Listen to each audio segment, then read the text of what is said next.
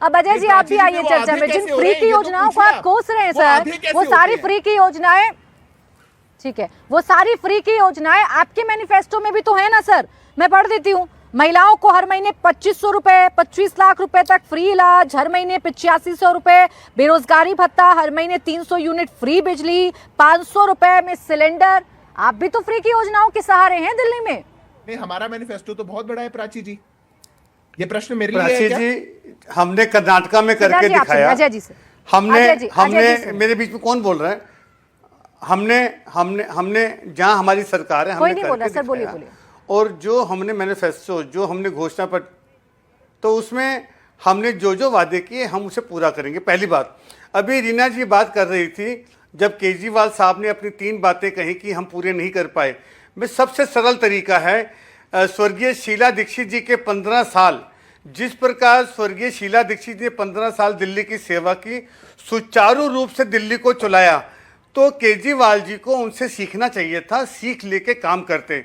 और जो जो घोषणाएं उन्होंने पहले की थी, एक बस, नई बस बता दें रीना जी, बस का नंबर बता दें जो बस आपने की हो।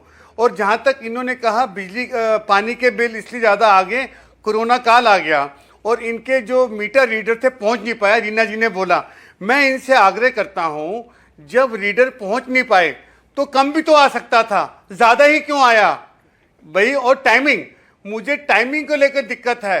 कोरोना के बाद कितना समय हो गया, ठीक क्यों नहीं कराए गए? अब चुनाव आ गया तो आपको बिलों की याद आ गई कि हम बिल माफ़ कर देंगे। तो सारा खेल टाइमिंग का है। जब चुनाव आता है तो टाइमिंग की बात आती है। और मैं केंद्र सरकार से भी वो करता हूँ कि जिस प्रकार से कानून व्यवस्था है, दिल्ली में 7 सांसद भारतीय जनता पार्टी के हैं, कानून व्यवस्था इनके अंतर्गत में आते हैं। जो बच्चियों के साथ, बेटियों के साथ जो जो हो रहा है, ये पूरा हिंदुस्तान देख रहा है।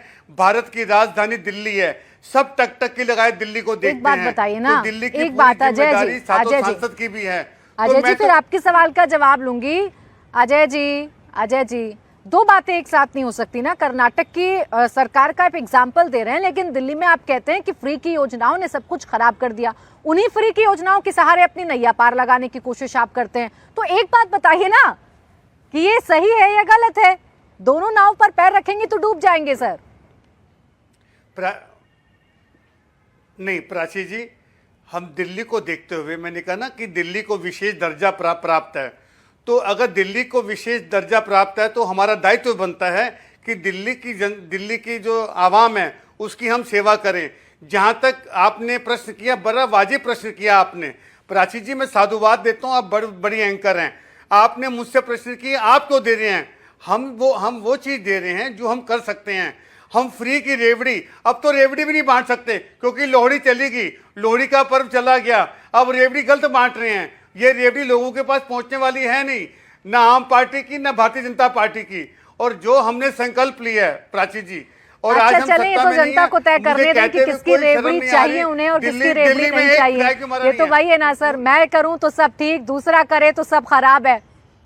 नहीं सर, अजय जी, आपने योजनाओं का ऐलान किया तो वो जरूरतमंदों के लिए, आम आदमी पार्टी करे तो वो फ्री की पॉलिटिक्स हो जाता है। ये अंतर कैसे करते हैं आप नेता? सर मुझे जरूर समझाइएगा।